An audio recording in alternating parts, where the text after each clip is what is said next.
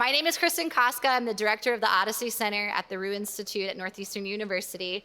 I've lived many OHDSI lives, including being a lightning talker, so I have a lot of empathy for these folks. So here's the drill in case you haven't been here before or you just kind of forgot how it works. Each of these speakers will have 7 minutes, and if you see their anxiety increase, it's because they have different colors telling them it's going down. And if they're really unlucky, they get pushed off the stage. But we're gonna try really hard not to harm anyone in the process of these lightning talks. You are the very last, or towards the end. So, without further ado, I think it's time to kick off the 2022 lightning talks. It is my pleasure to welcome our first speaker, Tom Seinen, who is a PhD student at the Medical Informatics Department at Erasmus Medical Center in Rotterdam. Tom, the floor is yours.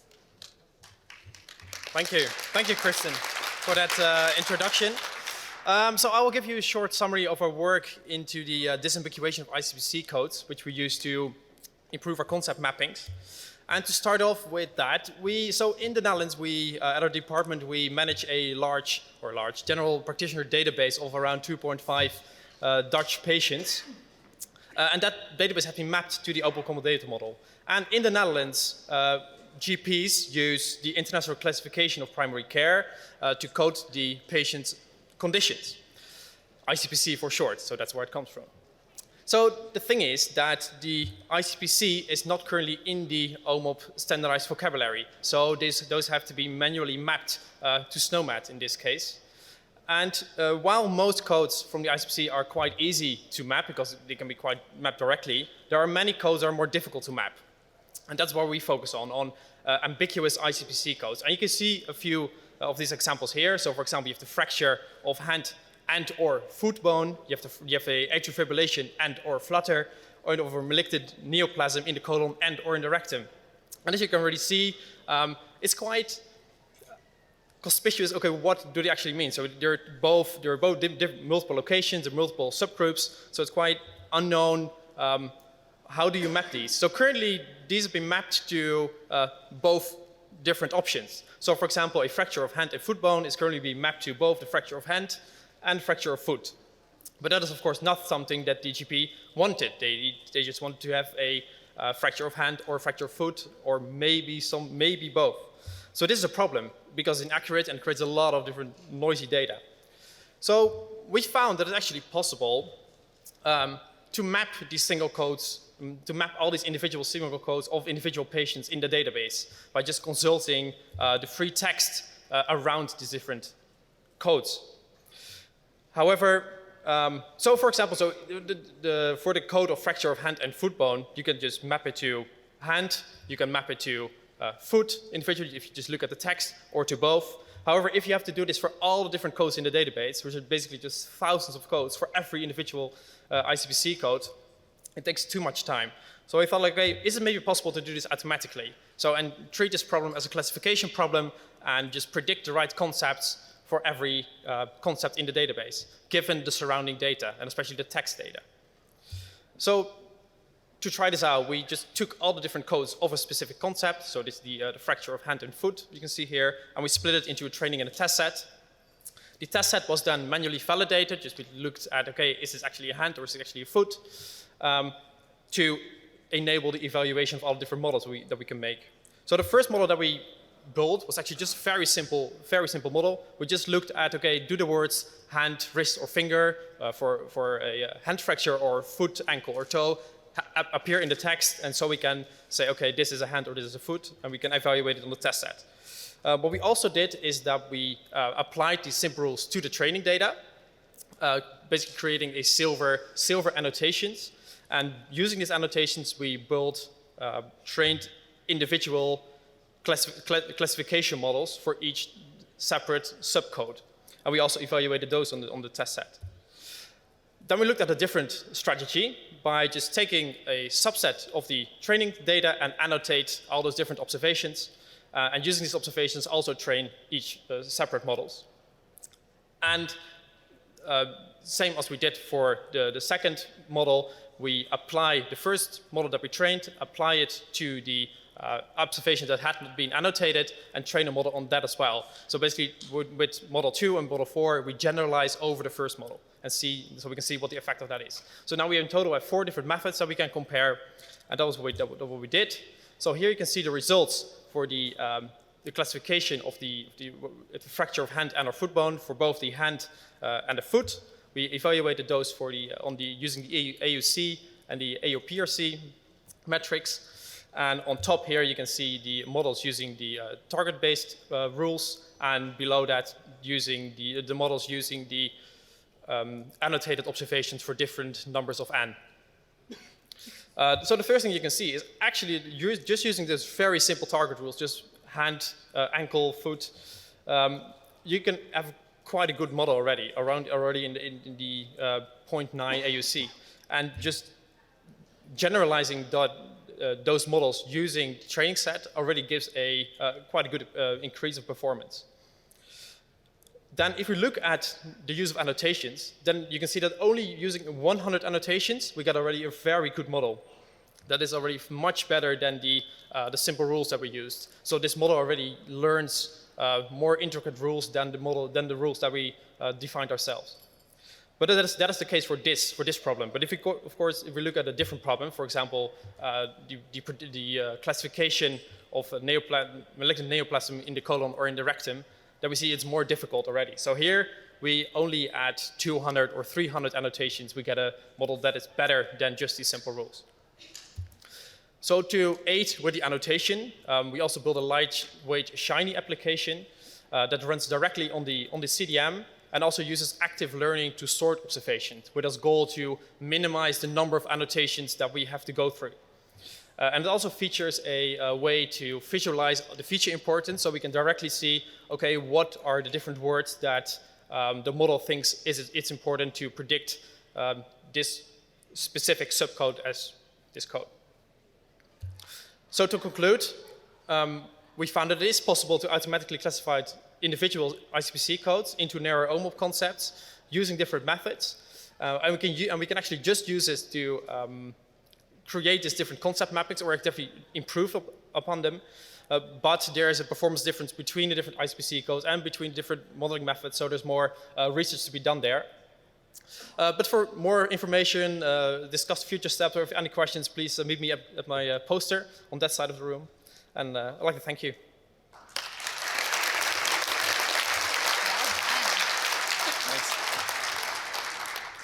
Wonderful. Thank you, Tom, and even a few seconds to spare. Wow.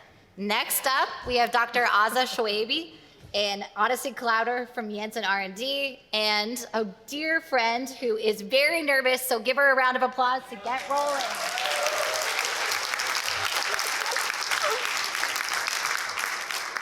Thank you, Kristin.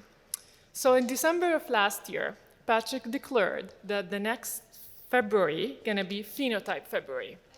I asked him what's that, and he said it's a month for all of us to learn how to phenotype better. And I said, how are we gonna do that? He said, we're gonna phenotype and discuss one clinical idea each day for 28 days. And that was Phenotype February.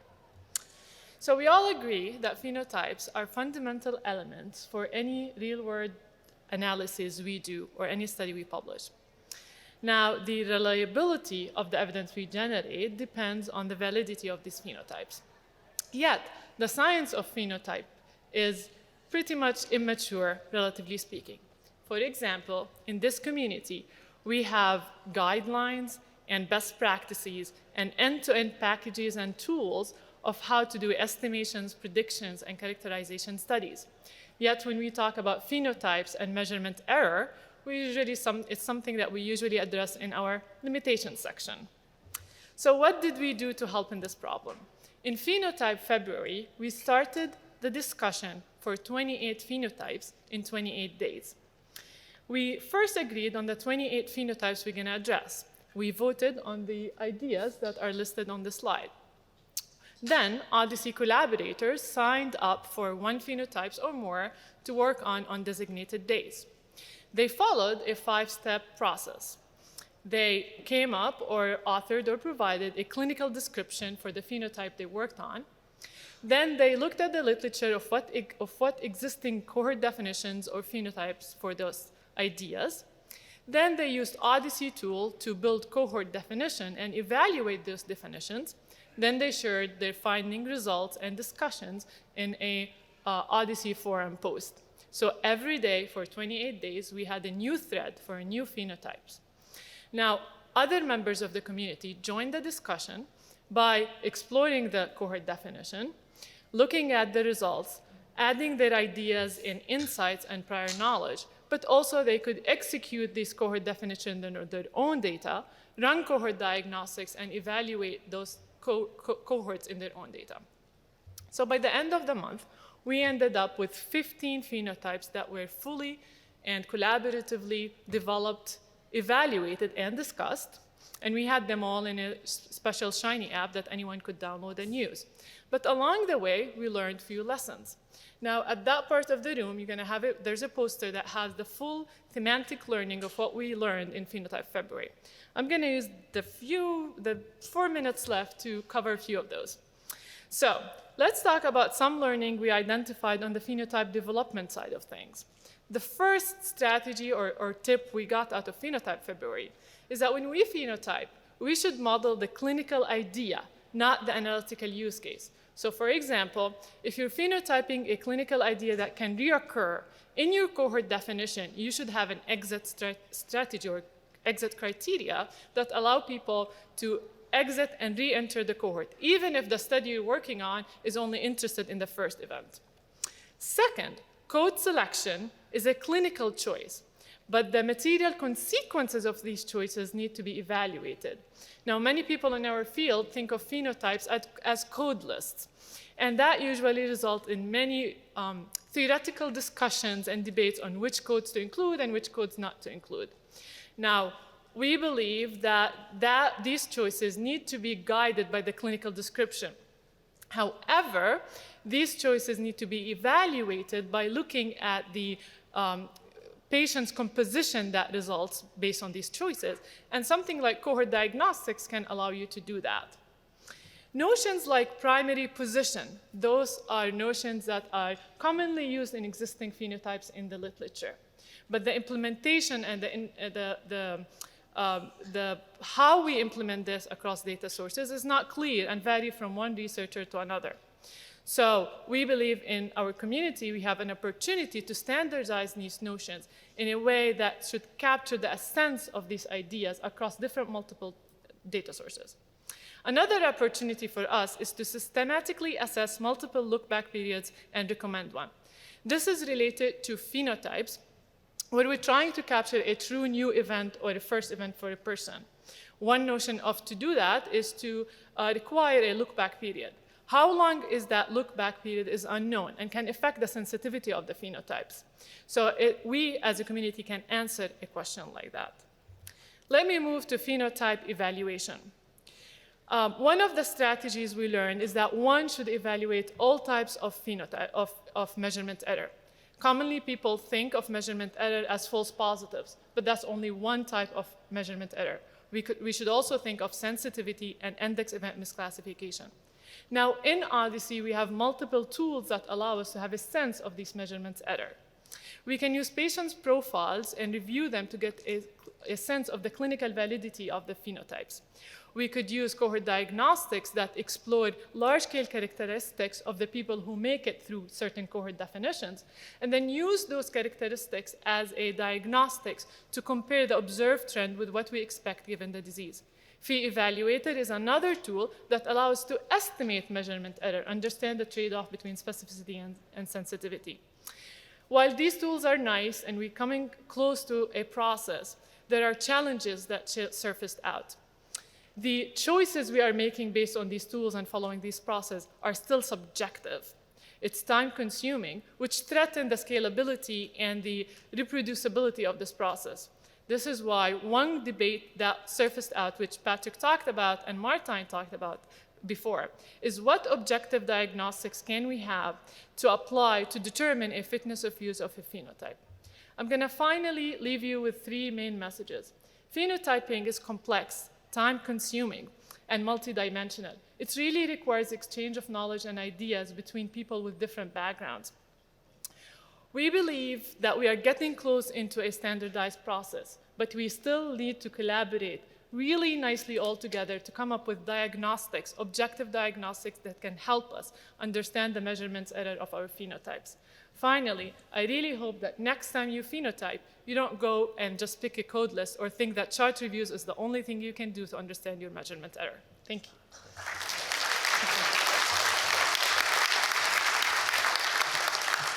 Thank you, Azza. Well done. Next up, we have Ajit Londhe, a director of real-world data analytics at Boehringer Ingelheim. Ajit, it is your turn in the hot seat. I'm quite excited to see what's reusable.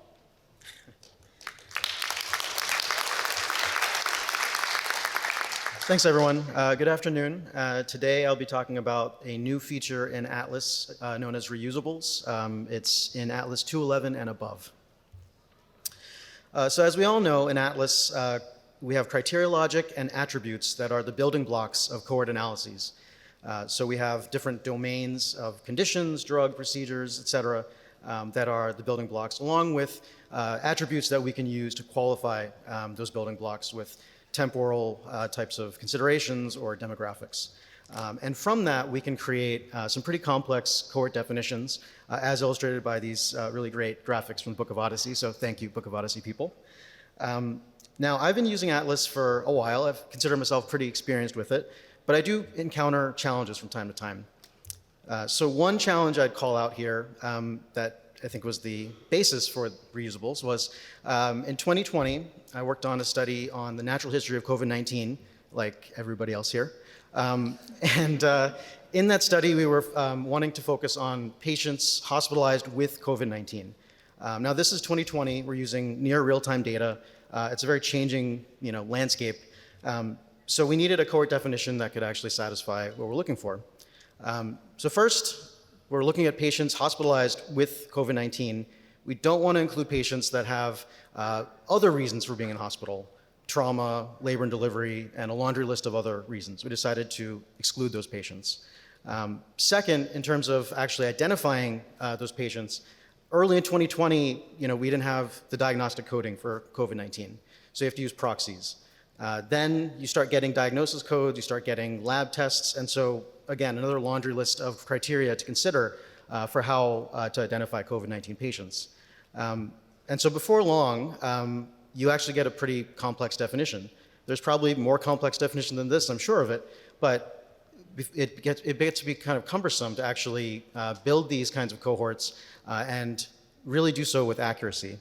So ultimately, we had 5 cohort entry events, each with multiple nested criteria and attributes, 4 restrictions. And so the question, again, accuracy, and then what if we need to reuse this algorithm elsewhere? Suppose I want to use it in a cohort characterization subgroup or an incidence rate stratification or just someplace else as a construct. Can we actually do that? And so what I started to think about was we reuse things a lot. Whether it's a complex algorithm, like something like identifying peripheral arterial disease, where there's many different kinds of methods of identifying it, to just simple things that I need to use or we need to use all the time. I want to look for a condition occurrence inpatient or a string of 2 outpatient diagnoses. They're all doable in Atlas, but it's just a lot that we have to keep doing again and again and again. And so that's where the question comes to, how do we scale algorithms? How do we take those building blocks from the previous slide and build out the Millennium Falcon or the Sydney Opera House? How can we actually build out complex definitions? And so that led us to develop Atlas Reusables. It's a new module in Atlas as of 2.11.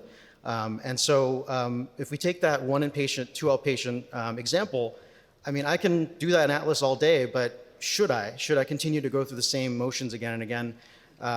Is it possible that I make a misclick or pick the wrong operator? Certainly, it's possible for all of us.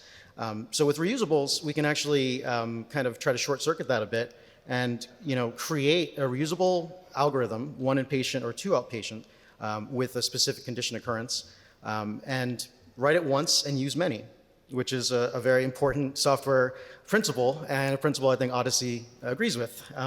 So here I actually created a reusable in Atlas that allows us to find an inpatient condition occurrence or a string of 2 outpatient condition occurrences. And I can then bring it into all study designs in Atlas, whether it's cohort definition entry events, inclusion rules, censoring events, characterization subgroups, custom features, instance rate stratifications. And I can do that by basically clicking anywhere that allows me to bring in a criteria. I can say, bring something in from a reusable. And then I'm given the option of how I want to use that reusable. Is there a parameter to specify in there? And then essentially just imports in. It's very simple. And so in terms of the features of reusables, an imported reusable acts like a manually created set of logic. So it's as if you created it from scratch. So you won't really know the difference once you bring it in.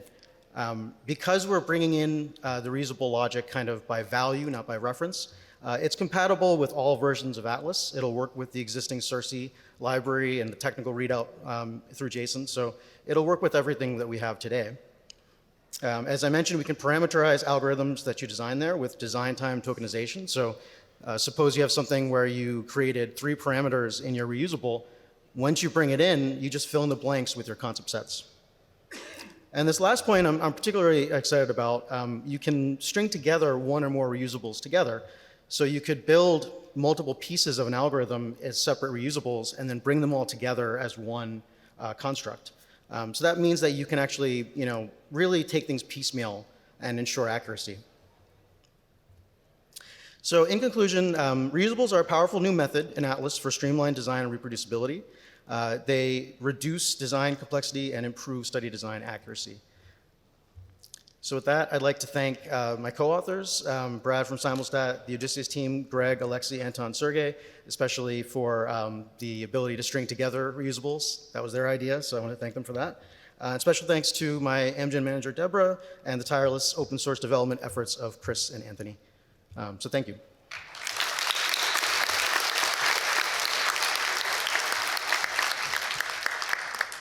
Well, I'm going to reuse some of the time you left on the table. How kind of you. Reuse it. Next up, we have Cynthia Yang, a PhD student at the Health Data Sciences at Erasmus Medical Center in Rotterdam. Cynthia, welcome to the hot seat. Oh. I'm not getting any... You guys got to...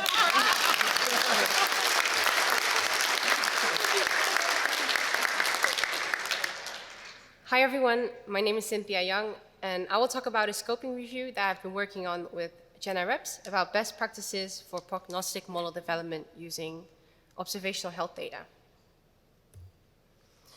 Within the OHDSI patient-level prediction framework, this figure is often used to illustrate how to define a prediction problem. This can be defined as, among a target population of patients at an index date, predict which patients will experience some outcome during a time and risk period. It is very important that this prediction problem is clearly defined, but once we have the prediction problem, a lot of study design choices still need to be made. For example, how do we define this observation window?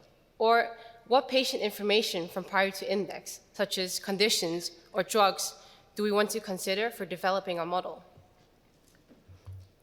We categorize the study's design choices into 4 components based on the model development process. The first one is data extraction, which is about creating a data set used to train the model on. Study design choices to consider here are, for example, phenotype definitions for the target population and the outcome, or which covariates do we want to consider as potential predictors, and how far do we want to look back into a patient's history to construct these covariates. The second component is data pre-processing, where we could consider combining covariates or perhaps removing covariates. And other study design choices to consider are, do we want to consider minimum observation time, minimum time a patient was observed within a database, or what should we do with patients lost to follow-up? The third component is model development. And here we consider, here we have to make choices such as which classifier used to train the model, but also decisions such as, are there any hyperparameters and how should we optimize these? The fourth component is model validation. And here we have to consider study design choices to tell, this is about how to tell if a model works. And study design choices to consider here are, for example, do we want to use a trained test split to validate the model, or perhaps cross-validation? And which evaluation measures we want to consider, and how should these be interpreted? All of these study design choices require careful consideration, and there are several papers proposing best practices to guide these study design choices. But it is important to make sure that these best practices are also suitable for large observational health data. The aim of a scoping review was to create an overview of current knowledge and empirical evidence supporting best practices for prognostic model development using observational health data. We conducted a preliminary search using PubMed for studies that used real data to investigate the impact of study design choices on the performance and interpretation of prognostic models. We looked through more than 6,000 titles from our PubMed search results, and finally selected 11 papers. From these 11 papers, we extracted the study design components that were covered, the recommendations for best practices, and we were also interested in whether the OHDSI was used and the classifiers used to train the models. The topics that are highlighted here were investigated by these 11 papers. We, for example, found a paper that investigated the look-back period. And this study suggests that a short look-back can limit a model's performance. The study therefore recommends using a 1-year look-back period for a good trade-off between model performance and interpretability. Another study investigated loss to follow-up, and this study suggested that excluding patients without the outcome who are lost to follow-up, while including patients with the outcome who are then lost to follow-up, can lead to model bias. The study therefore recommends either including or excluding all patients lost to follow-up. For model development, we found a study that investigated the classifier, and this study suggests that more complex models, such as gradient boosting or random forest, had no consistent advantages over simpler methods such as logistic regression. Finally, for model validation, we found a study that investigated the internal validation strategy. And this study suggests that to limit overfitting, use a holdout set to pick any hyperparameters and use a holdout set to evaluate the model internally, such as by using a separate test set. Other recommendations for best practices can be found on my poster on that side of the room. What is clear is that the topics that were not highlighted here were not investigated by these 11 papers and therefore still require more research. But also the topics that were highlighted and were investigated can still go into many different directions. Some other interesting findings were that 6 out of 11 studies used OHDSI data to do their research, and 3 remaining studies used mimic data. We also found that all studies used some form of logistic regression to do their research, and 6 out of 11 studies also considered other classifiers, such as gradient boosting or random forest. It could be interesting to investigate whether investigations based on mimic data could be extended to OHDSI databases, and it could also be interesting to investigate whether studies based on only logistic regression could be extended to other classifiers, such as gradient boosting or random forest. To conclude, model development should follow learned best practices suitable for large observational health data, but a lot of study design choices still require more research. There's a lot of ongoing research within the OHDSI patient-level prediction working group. For example, we have been investigating the impact of class imbalance methods on model performance, and I will be presenting a poster on this topic in the next hour. Next steps for this scoping review are to improve the search strategy to make sure we have a complete overview of the literature. So if there's any research you think we may have missed, or if you are interested in joining the patient-level prediction working group, please reach out or come to visit me at my poster, number 76, about class imbalance. For now, thank you for listening to my presentation.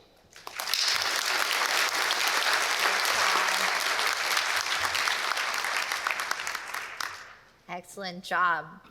Well, it is my pleasure to welcome Behzad Naderalvojoud, a postdoctoral fellow in biomedical informatics at Stanford. Behzad, the floor is yours. Thank you. And please give him a warm welcome.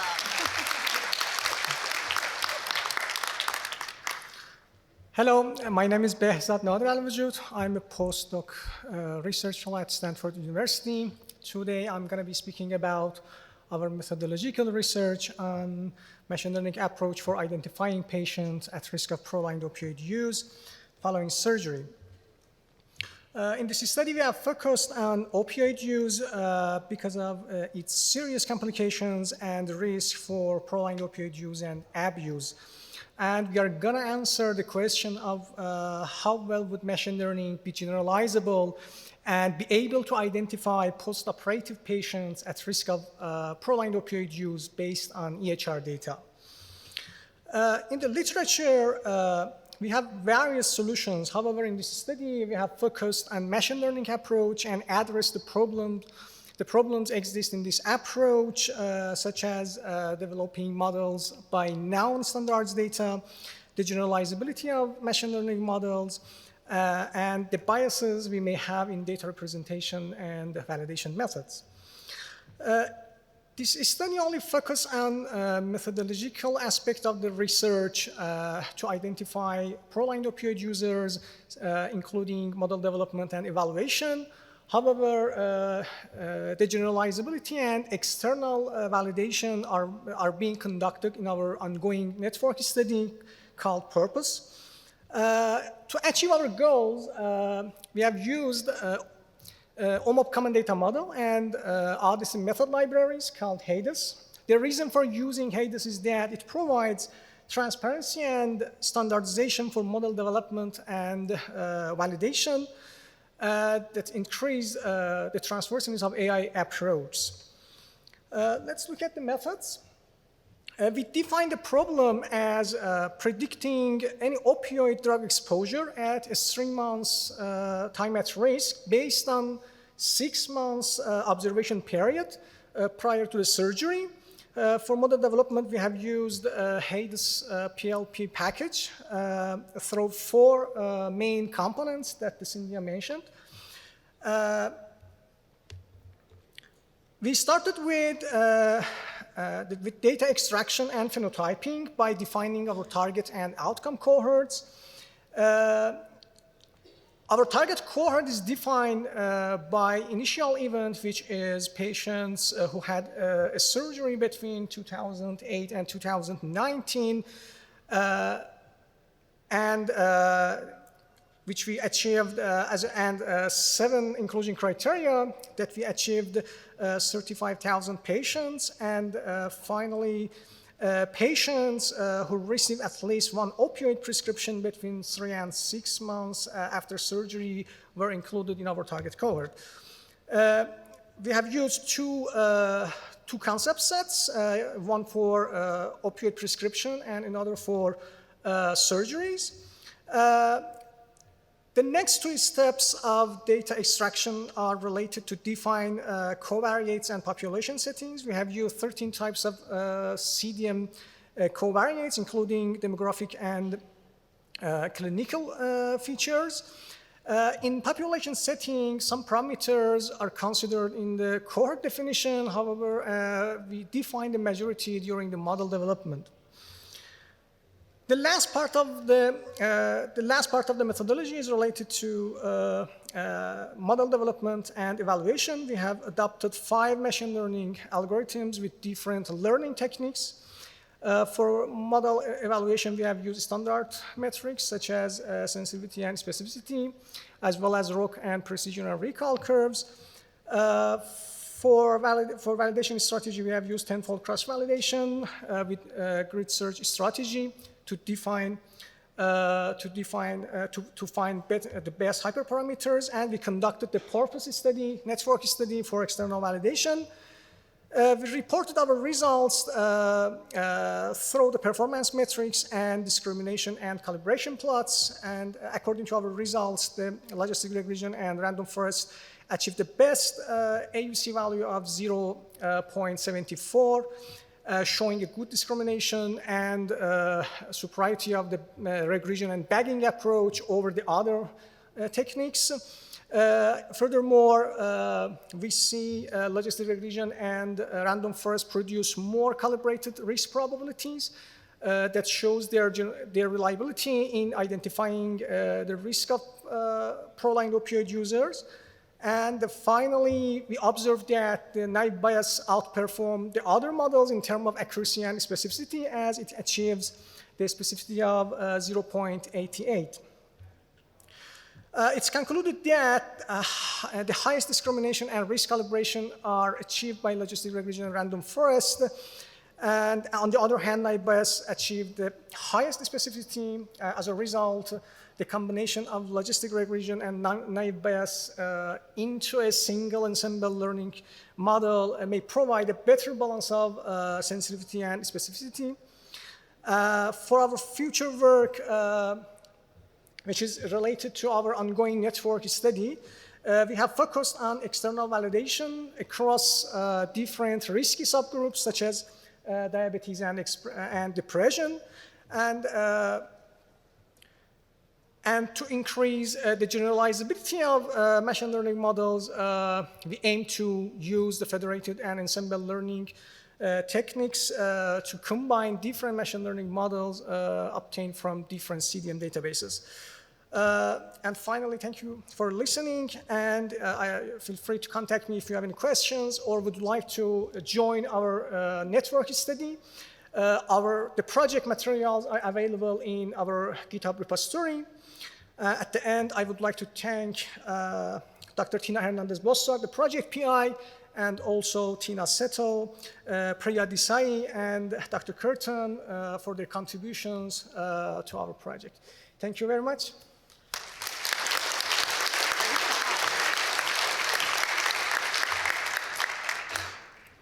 Thank you, Behzad. Next up, we have Linying Zhang, a PhD candidate at Dr. George Ripsack's lab at Columbia DBMI. Let's give a warm welcome to Linying.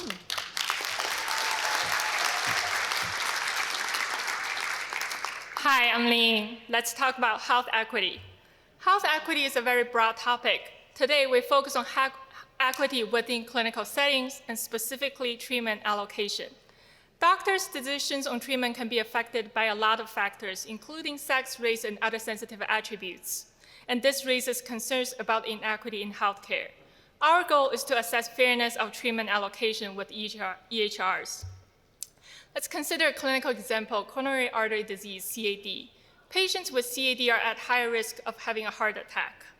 There are several clinical procedures for treating CAD, known as revascularization. Suppose in this study, the sensitive attribute we'll consider is sex. So our research question is like the following. Is there sex discrimination in allocating revascularization resources to CAD patients? An intuitive idea may be like this.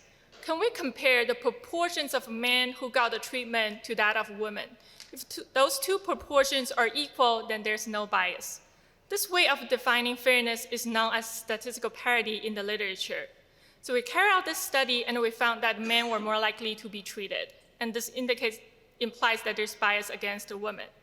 But what if men should be treated more because they're at higher risk of having a heart attack? Right? Are there other fairness metrics that may be more appropriate in healthcare? It turns out we can define fairness in many ways as in the literature. So let's take a look at a few more of them.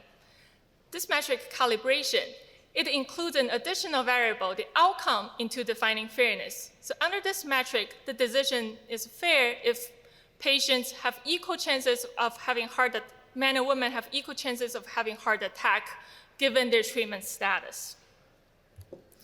So we calculate this metric, and we found that men who didn't get the treatment were more likely to develop a heart attack compared to women who didn't get the treatment. So does this mean there's bias against men? And there's another metric that uses the exact same three variables, treatment, outcome, and sex, but to calculate a different conditional probability, and the conclusions changes again. There's bias against women. So putting all three metrics together, what did we learn so far? We learned that conclusions about fairness differ depending on which metric we use. The reason behind this is more complicated than I can explain in 7 minutes, but to put it on a very high level, all these metrics assess association, and we all know that association does not imply causation. So how can we do better? It's, from my experience, I think it's very critical that in healthcare we assess fairness among similar patients. And how to define similar patients? It turns out that we can define similarity using causal inference. And this is inspired by the work of Ima and Zhang, who proposed this metric called the principal fairness. So similar patients in this context are defined as patients who would be similarly impacted by a treatment. And that can be defined using this quantity called potential outcomes. So each patient has two potential outcomes. The outcome that would be observed if the patient received the treatment, and the outcome that would be observed if the patient does not receive the treatment. So how can this help us? We can categorize patients into 4 similarity groups based on their potential outcomes.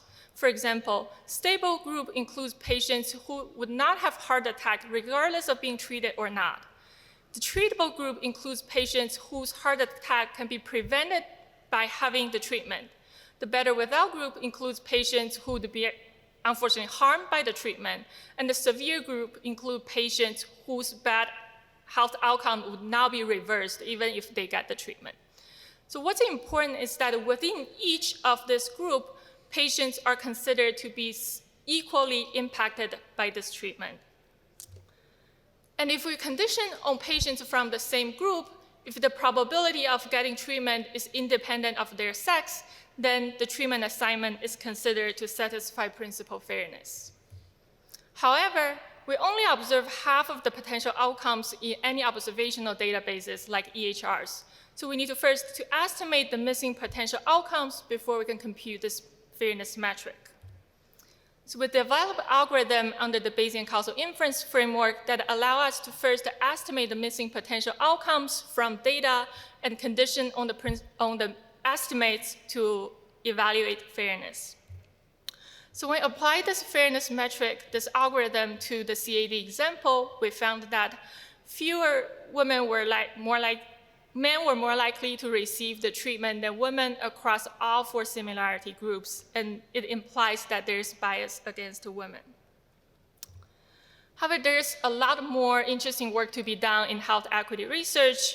We focus on one specific stage of the healthcare process, but how can we account for bias that arise from other stages of this healthcare process into our fairness evaluation? Also, how can we better understand the mechanism of bias and discrimination in the system? For example, is this direct bias or is this indirect bias that is through variables like social determinants of health? And let me tell you, causal reasoning and causal inference can be very helpful in understanding the problem here. So the main takeaway from this talk today is that statistical equality often does not imply health equity, and causality can be important in assessing fairness in healthcare, among others. So if you're interested in this topic, come to my poster over there, and I'm happy to talk more. And also, if you're hiring, I'm on the job market this year. Thank you.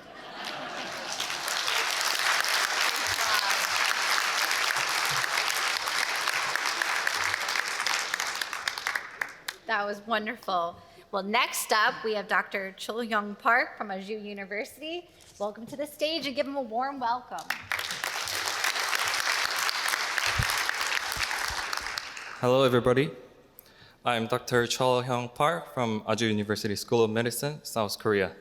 I'm currently working as a full-time PhD student in Professor Reusables Park's laboratory.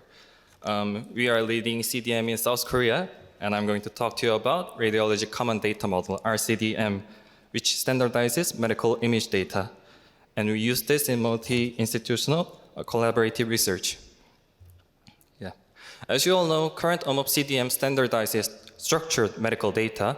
However, unstructured data, such as medical image data, is difficult to be used in multi-institutional collaborative research.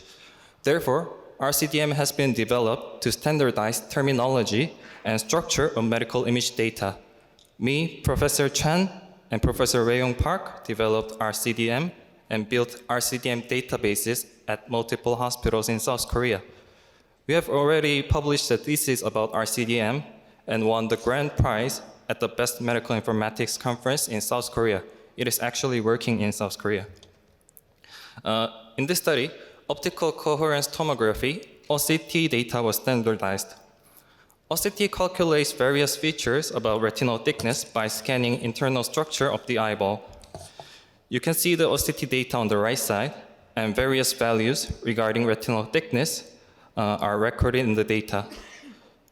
Previous studies have shown that significant difference between age, hypertension, type 2DM, vitamin D deficiency, and retinal thickness by using OCT data. However, all of the studies investigated a small number of patients in a single medical institution due to data acquisition issues. In this study, multi-institutional collaborative research was conducted by standardizing OCT data. Therefore, we did three major things. And firstly, we developed R-CDM. And secondly, we constructed standardized OCT databases in several hospitals. Thirdly, we analyzed retinal thickness, which is recorded in the standardized OCT databases. Yeah. OCT data were collected from Azza University School of Medicine and Seoul National University Bundang Hospital, tertiary hospitals in South Korea. OCT data from Azza University School of Medicine was taken from January 2013 to April 2022, and OCT data from Seoul National University Bundang Hospital was taken from July 2006 to August 2019. OCT data collected from both institutions was standardized in the form of R-CDM. As you can see below, R-CDM consists of two tables. First one is radiology occurrence table, and second one is radiology image table. Core information about the image, such as CDM ID of the patient, date the image was taken, type of the image, file path of the image, is loaded into the database. In this study, retinal thickness was analyzed compared between patients with chronic disease and without chronic disease. The patients who have been taking hypertensive drug continuously for more than 10 years and had no diabetes, no retinal diseases were included in the hypertension cohort. Diabetes mellitus cohort was also designed in this way. In hypertension and DM cohorts, patients exited the cohort when they stopped taking the drug. Finally, patients with normal blood pressure and no diabetes, hypertension, or diabetes or retinal diseases were included in the normal control cohort. Yes, the previously defined hypertension, DM, and control cohorts can easily be constructed by using the Atlas platform as shown blue in the figure.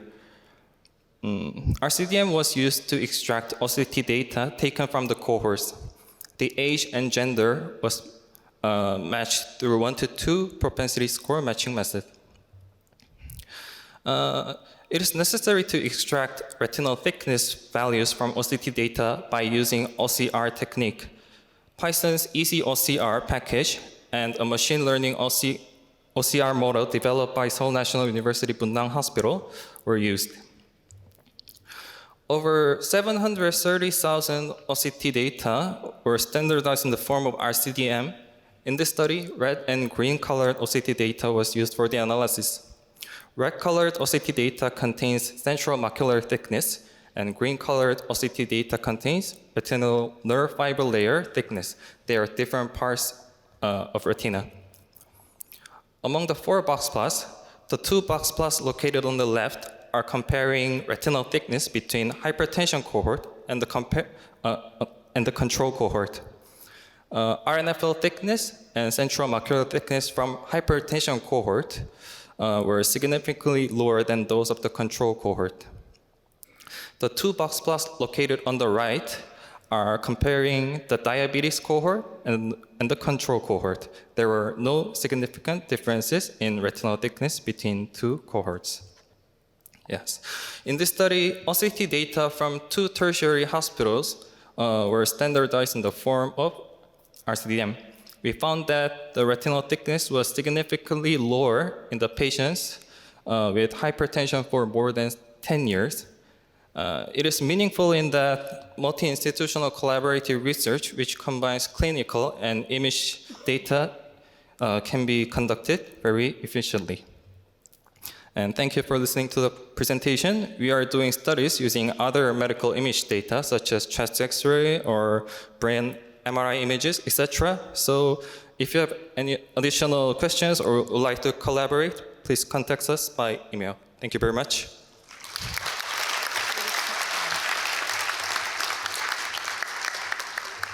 Thank you, Dr. Park. And last but certainly not least, we have Lovedeep Dhingra, a postdoctoral research fellow at Yale. Lovedeep, welcome to the stage. Give him a warm welcome.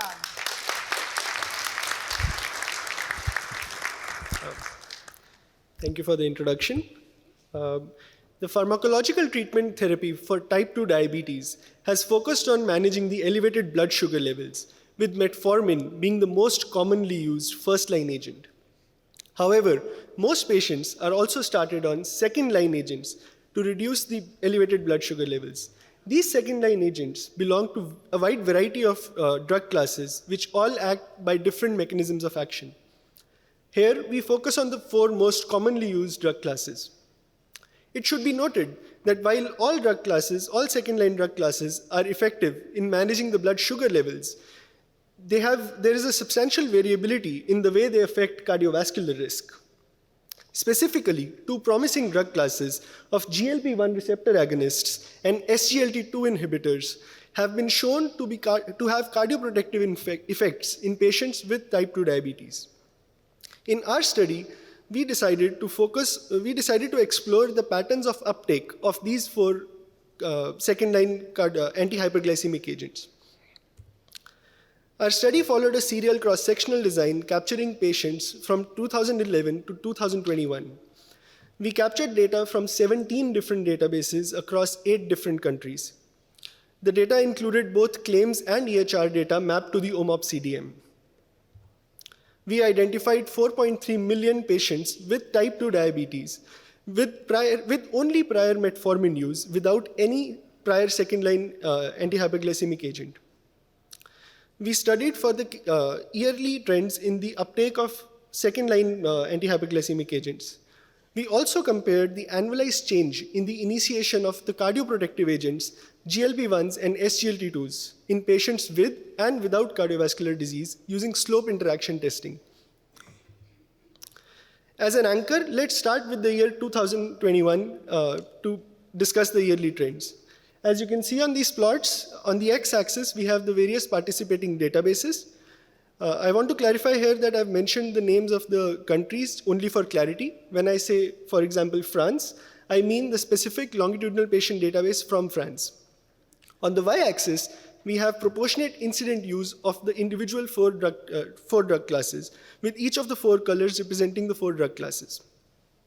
We can see that there was a wide variability in the use of cardioprotective agents in all the US databases, ranging from about 35% in the VA to up to 68% in Colombia.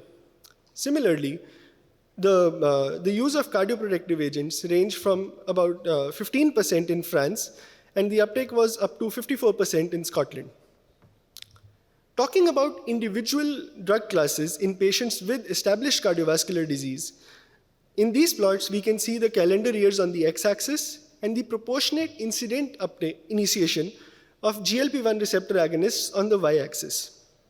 We can see that in most US databases, from the year 2011 to 2021, the uptake increased to about 25%. However, the initiation was less than 5% in the VA. This can be explained by the fact that these agents are not included in the list of formulary drugs for the VA. There is a rigorous approval process for these injectable drugs to be given to patients who attend the VA. The initiation of these drugs was also lower in the non-US databases, as seen on the bottom of this slide. The initiation reached a maximum of 14% in France in the year 2021. Talking about SGLT2 inhibitors, we can see that the initiation was greater, reaching up to 35% in most US databases by the year 2021. However, in the non-US databases, the initiation was actually higher, reaching up to a maximum of 54% in Scotland in the year 2021. But the initiation was much lower in France, reaching only 6%. This can be explained by the fact that the French guidelines did not recognize second-line anti-hyperglycemic use as an indication for these drugs up until very recently. We also compared the annualized change in the uptake of these drugs in patients with and without cardiovascular disease using slope interaction testing. Now, you would expect the slope to be greater in patients with cardiovascular disease because those are the patients which have a specific benefit from using these drugs. However, as we can see in the blue box, when the difference in the slopes was statistically significant, it was actually patients without cardiovascular disease that had a greater slope. However, but in most cases, as seen in the orange boxes, the difference was not statistically significant, representing a lack of selective uptake in patients with cardiovascular disease. Our study, the type 2 legend diabetes, is the largest multinational pharmacoepidemiological study of anti-hyperglycemic therapy. We see that there is a vast variation in the use of cardioprotective agents, both in the US and outside of the US. However, the use was relatively lower inside of the US. We also see a lack of selective use in the cardiovascular disease population, despite the specific benefit in that population. I would like to thank you all for your attention, and I would like to thank my co-investigators for their efforts and their guidance. Our disclosures can be found in the QR code provided. Thank you.